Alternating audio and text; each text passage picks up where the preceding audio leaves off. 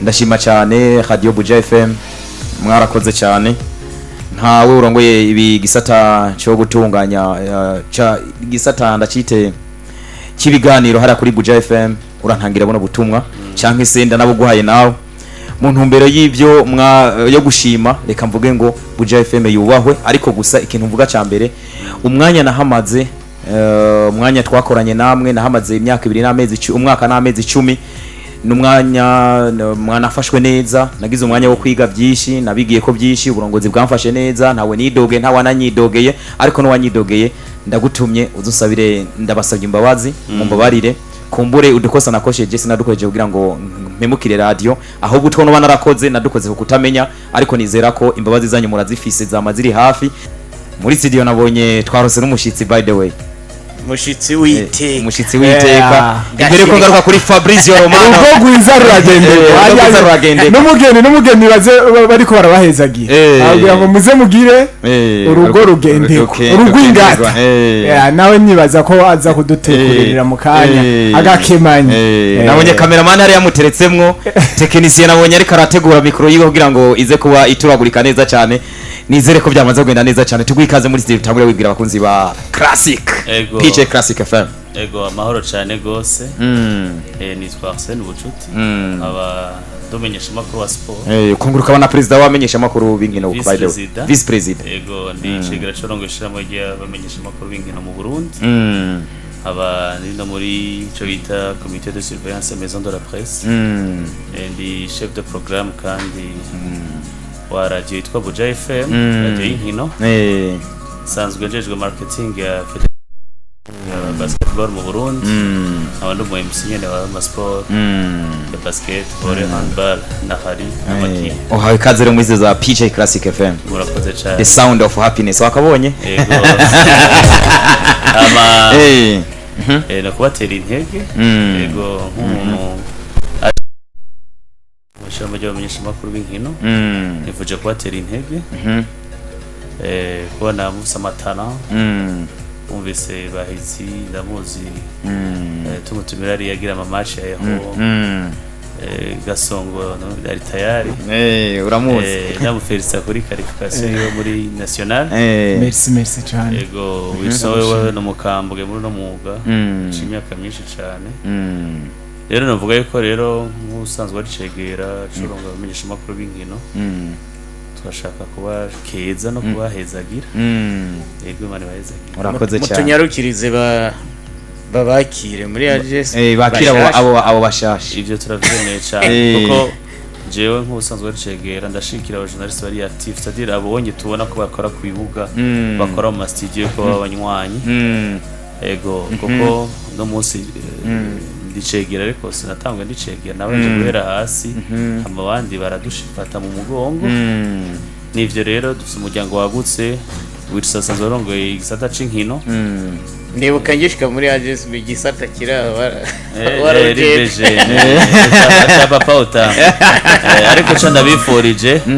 kagenda ndabacokojeje ifo arondera bahajat ariko mudashinze gwanya abanye turabashehe gusa nabashehe gusa abayimama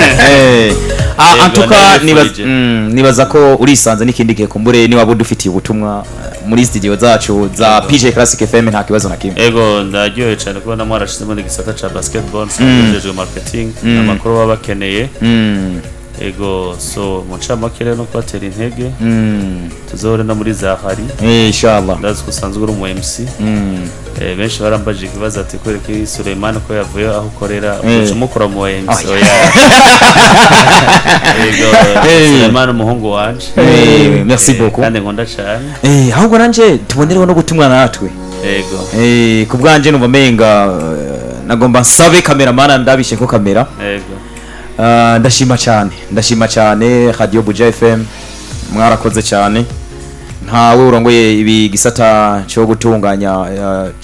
gisata ndacite kibiganiro hara kuri Buja FM urantangira bona butumwa canke senda nabo guhaye nawe mu ntumbero y'ivyo yo gushima reka mvuge ngo Buja FM yubahwe ariko gusa ikintu mvuga ca mbere umwanya nahamaze umwanya twakoranye namwe nahamaze imyaka 2 n'amezi umwaka n'amezi 10 n'umwanya mwanafashwe neza nagize umwanya wo kwiga byinshi nabigiye ko byinshi uburongozi bwamfashe neza ntawe nidoge nta wananyidogeye ariko no wanyidogeye ndagutumye uzusabire ndabasabye imbabazi mumbabarire kumbure udukosa nakosheje sinadukojeje kugira ngo mpemukire radio ahubwo utwo no narakoze nadukoze ko kutamenya ariko nizera ko imbabazi zanyu murazifise zamaziri hafi ikindi naco ivyiza navyo nahakoreye ntibaze babyibagiye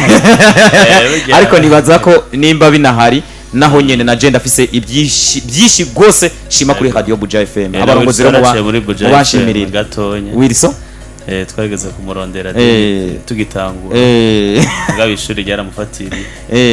nabahizi nawe yarahaciye reka nagasongo niho yumvikaniye nagasongo nabahizi nawe yarahaciye wose urumvize n'itara zaciye muri Buja FM zaho muri makenga muri studio ntawo tukinkuba Buja FM ubwo rero mwarakoze cyane ariko naturamukirize indongozi za Buja FM kiryoshe Sarabizi twe tugitangura umwuga hari abantu minimum wasanga muto y'imyaka 33 uno munsi je ndatanguye imyaka 15 n'abasikoresha batari bwubaka kwinjira muri uwo mwuga hari muri 2007 gutyo no munsi rero turavye moyendage ni 20 23 hariho na under 20 dufise ngaho bahizi twamutaziriye under 20 muri Juventus sigura ngo iyi nouvelle generation irashobora gutuma sport itera imbere kuko nimba sport ifise ikibanza ca mbere mu radio no munsi uruhara rwa twese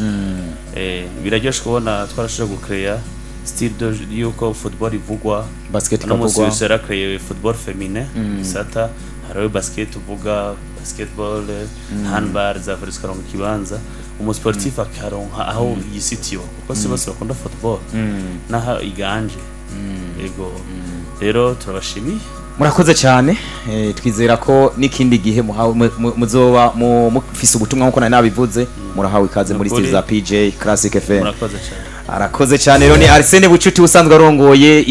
icegera cy'urongo ishyira mu gimupira y'abamenyesha makuru b'inkino mu Burundi akongera akaba n'urongoye ibiganiro kuri Radio Buja FM akongera kandi akabajejwe igisata ca marketing muri Febabo akaba kandi hariya muri Maison de la Presse surveillance ubwo niwe twari twakiriye kandi yarafise byinshi byo kuvuga naco bibagiye kumengo yari yavuze